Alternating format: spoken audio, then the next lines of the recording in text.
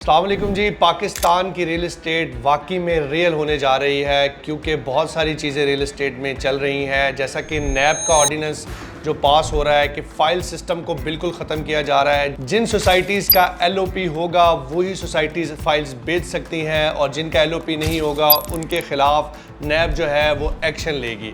ये एक बहुत बड़ी रेवोल्यूशन है रियल इस्टेट इंडस्ट्री के अंदर। उसके साथ साथ जो बजट ने इसके ऊपर सोने पे सुहागा किया है वो ये है कि बजट में रियल इस्टेट के लिए बहुत सी आसानियाँ जो है वो आई हैं।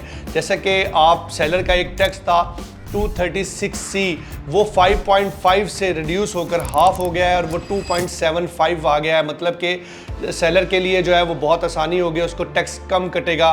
और इसी तरीके से परचेज़र को मोटिवेट करने के लिए ये टैक्स जो 236K एडवांस टैक्स था, जिसको विद होल्डिंग भी कहा जाता है, वो टैक्स 2.5 से रिड्यूस करके 1.5 पे ले आए हैं। एक और जो सबसे इम्पॉर्टेंट न्यूज़ इसमें वो ये है कि एक 7E टैक्स था जो कि गवर्नमेंट ऑफ पाकिस्तान ने ख़त्म कर दिया है। वो प्रॉपर्टी जो 2.5 करोड़ रुपए से ऊपर की थी और वो इनकम जनरेटेड नहीं थी, उसको वहाँ पे उसके ऊपर पहले 1% टैक्स दिया जाता था, जो कि बिल्कुल ही ख़त्म कर दिया है। ये बहुत अच्छी न्यूज़ हैं रियल इस्टेट को प्रमोट करने के लिए। रियल इस्टेट प्रमोट होगी, हमारी कंस्ट्रक्शन इंडस्ट्री प्रमोट होगी, हमारे मुल्क में बिजनेस जनरेट होगा, हमारे लेबर जनरेट होगी।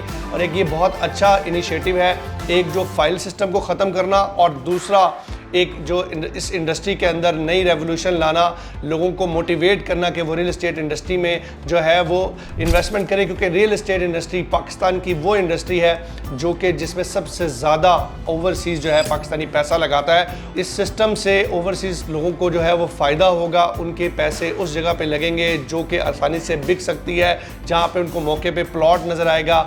यहाँ पे ओवर सेलिंग ख़त्म हो जाएगी, जो फेक प्रॉफिट किसी भी प्रॉपर्टी के ऊपर जो डीलर हजरात या मार्केटिंग कंपनियां मिलके बनाती थी वो ख़त्म हो जाएंगे और ये एक असल रियल इस्टेट जो है वो पाकिस्तान में बन जाएगी। ये एक न्यूज़ थी जो मैंने कहा अपने क्लाइंट्स के साथ शेयर करता चलूँ। बहुत शुक्रिया। अस्सलाम वालेकुम।